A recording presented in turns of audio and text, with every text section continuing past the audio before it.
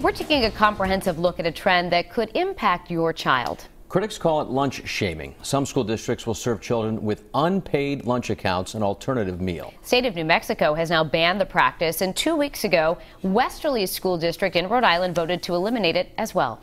Eyewitness News reporter Brian Yacono joins us now with the story of a Pawtucket father who says it happened to his stepson.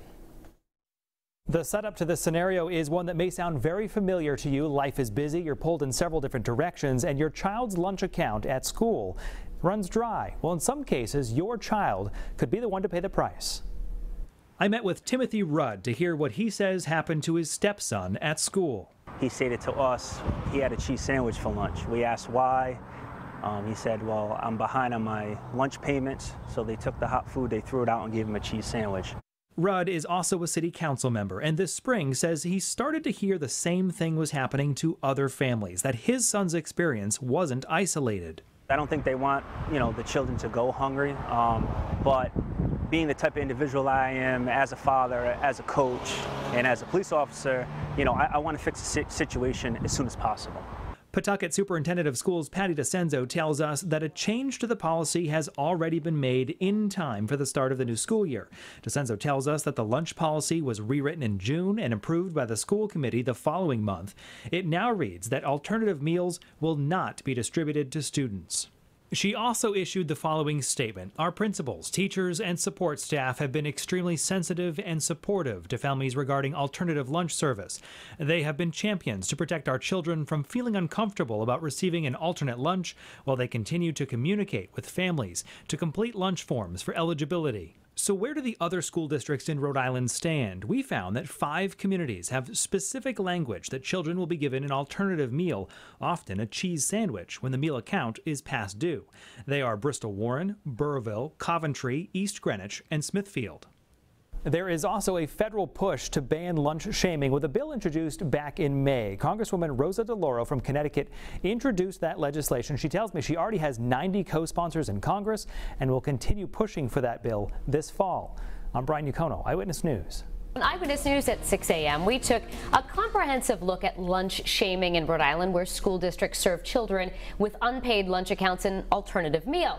It's a trend that's getting attention across the country. Even Congress is considering legislation to address it. And WPRI.com reporter Dan McGowan spoke with the bill's sponsor. That's Connecticut Congresswoman Rosa DeLauro. So what would the bill that's currently before Congress do?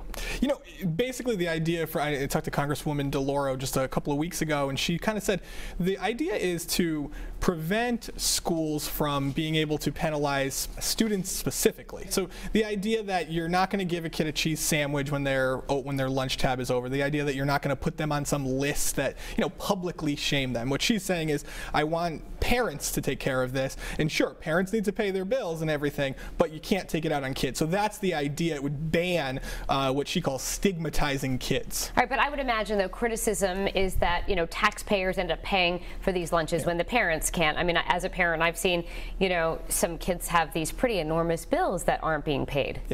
No, and I asked the exact same question. I said, come on, aren't there some families who just, maybe forget to pay that can certainly afford to pay?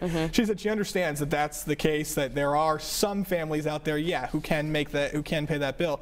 What she said she's concerned about is there's a lot of families out there who are eligible for free or reduced lunch that never take advantage of it. So she wants us to be both, don't stigmatize kids, but also she wants more promotion to those families that maybe could qualify for free lunch. All right, so what is your sense after speaking with the Congresswoman of any chances of this bill actually passing? Washington is really unpredictable right now, so it's tough to say, but she was pretty confident. She has bipartisan support. She said she had about 90 co-sponsors right now. Congress is back, so she said they're going to take it up this fall. A chance that they may attach it to some sort of appropriations bill, but she seemed pretty optimistic. No promises or anything, but optimistic. All right, Dan McGowan, thanks for all your hard work with our back-to-school coverage. It's over. It's over. We appreciate you joining us. Thanks, Dan. Thanks.